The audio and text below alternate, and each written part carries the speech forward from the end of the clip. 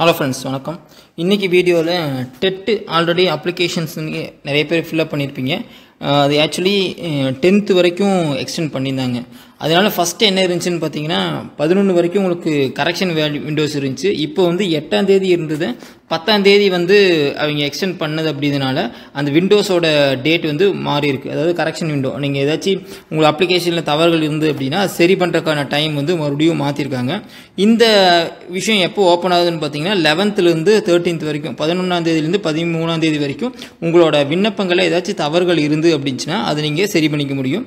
இது செய்யறதுக்கு என்னென்ன ஸ்டெப்ஸ்னு கொடுத்திருக்காங்க. ஃபர்ஸ்ட் யாரால பே பண்ணிருக்காங்களோ அவங்க மட்டும் தான் இதுல வந்து அந்த கரெக்ஷனை வந்து சேஞ்ச் பண்ண முடியும். இப்போ நீங்க பேவே பண்ணல, சப்மிஷன் கொடுக்கல, பேமெண்ட் முடிக்கல அப்படினா உங்களால பண்ண முடியாது.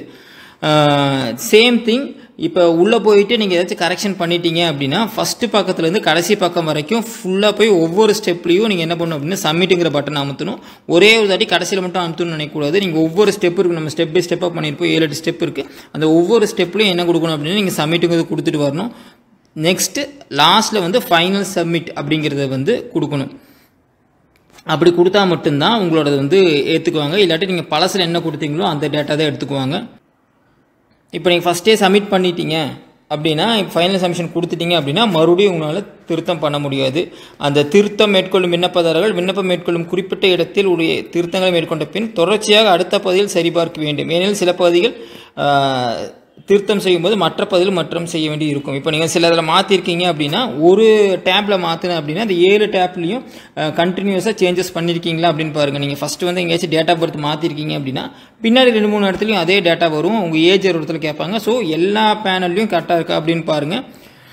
சேம் திங் எடிட் பண்ணி முடிச்சதுக்கப்புறம் பிரிண்ட் ப்ரிவியூ பார்த்து கரெக்டாக இருக்கா அப்படிங்கிறத பார்த்துனதுக்கப்புறம் மட்டும் நீங்கள் டிக்ளரேஷன் கொடுத்தா போதும். நீங்கள் முன்னாடி பண்ணதில் சில தவறுகளை டிக்ளரேஷன் கொடுத்துருக்கலாம். பட் இப்போ என்ன பண்ணுறீங்க அப்படின்னா பிரிண்ட் ப்ரிவியூ பார்த்துட்டு அதுக்கப்புறம் டிக்ளரேஷன் கொடுங்க. இப்போ வந்து எந்த ஒரு நீங்கள் உள்ளே போகிறீங்க பட் எந்த ஒரு மாற்றமும் செய்யலை, எந்த ஒரு சேஞ்சும் செய்யலை அப்படின்னா நீங்கள் முன்னாடி என்ன கொடுத்துருக்கீங்களோ அந்த 10ஆம் தேதிக்கு முன்னாடி என்ன கொடுத்துருக்கீங்களோ அதே டேட்டை வந்து உங்களால் என்ன பண்ண முடியும் அப்படின்னா அதே டேட்டாவை எடுத்துக்குவாங்க. இப்போ நீங்கள் டேட்டா கொடுக்கல அப்படின்னா உங்களுக்கு ஃபஸ்ட்டு என்ன இருந்துச்சோ அதை எடுத்துக்குவாங்க. இதில் என்னெல்லாம் உங்களால் மாற்ற முடியாது அப்படின்னு பார்த்தீங்கன்னா உங்களோட மொபைல் நம்பரும் இமெயில் ஐடியும் உங்களால் மாற்ற முடியாது. சேம் திங் இப்போ உங்களோட இதில் கம்யூனிட்டியில் இல்லாட்டி மாற்றுத்திறனாளி இதில் ஏதாச்சும் சேஞ்சஸ் இருந்துச்சு அப்படின்னா இப்போ கம்யூனிட்டி மாற்றுறீங்க, இப்போ வந்து பிசிலேருந்து நீங்கள் எஸ்சி எஸ்டிக்கு மாற்றுறீங்க அப்படின்னா பிசிக்கு வந்து ஒரு ஃபீஸ் இருக்கும், எஸ்சி எஸ்டிக்கு ஒரு ஃபீஸ் இருக்கும். சில சமயம் மாற்றுத்திறனாளிக்கு ஃபீஸ் கம்மியாக இருக்குது. ஆனால் அதை நீங்கள் மாற்றிட்டீங்க அப்படின்னாலும் உங்களால் வந்து அந்த ரிமைனிங் அமௌண்ட் வந்து கிளைம் பண்ண முடியாது. அது உங்களுக்கு நீங்கள் தான் அதுக்கு பொறுப்பாவீங்க அப்படிங்கிறாங்க. இப்போ 625 கட்டிட்டீங்க, ஆனால் நான் பிடபிள்யூடியில் வரேன், நீங்கள் வந்து 300 ரூபாய் தான் ஃபீஸ் அப்படின்னாலும் நீங்கள் வந்து அந்த ரிமைனிங் அமௌண்ட்டை வாங்க முடியாது. ஸோ அந்த சேஞ்சஸ் வேணால் நீங்கள் பண்ணிக்கலாம் அப்படிங்கிறாங்க.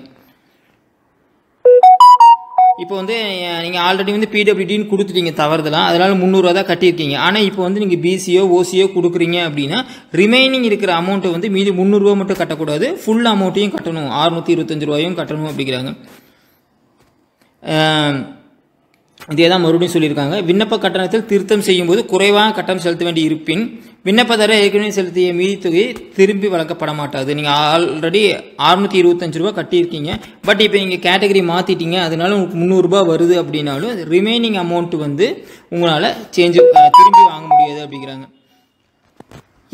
இதுக்கப்புறம் என்ன ஒரு சேஞ்சஸுமே உங்களால் பண்ண முடியாது. ஸோ இதை வந்து நீங்கள் மைண்டில் வச்சுட்டு உங்களோட லாஸ்ட் டேட் வந்து பார்த்தீங்கன்னா 13/9/2025 வரைக்கும் உங்களுக்கு டைம் கொடுத்துருக்காங்க. உங்களோட யூசர் நேம் பாஸ்வேர்டை யூஸ் பண்ணி நீங்கள் உள்ளே போய் இந்த விஷயங்கள் வந்து சேஞ்ச் பண்ணிக்கங்க. ஐ ஹோப் இந்த வீடியோ உங்களுக்கு யூஸ்ஃபுல்லாக இருக்கும்னு நினைக்கிறேன். டெட் எழுதுகிற ஃப்ரெண்ட்ஸுக்கும் இந்த வீடியோவை ஷேர் பண்ணுங்கள்.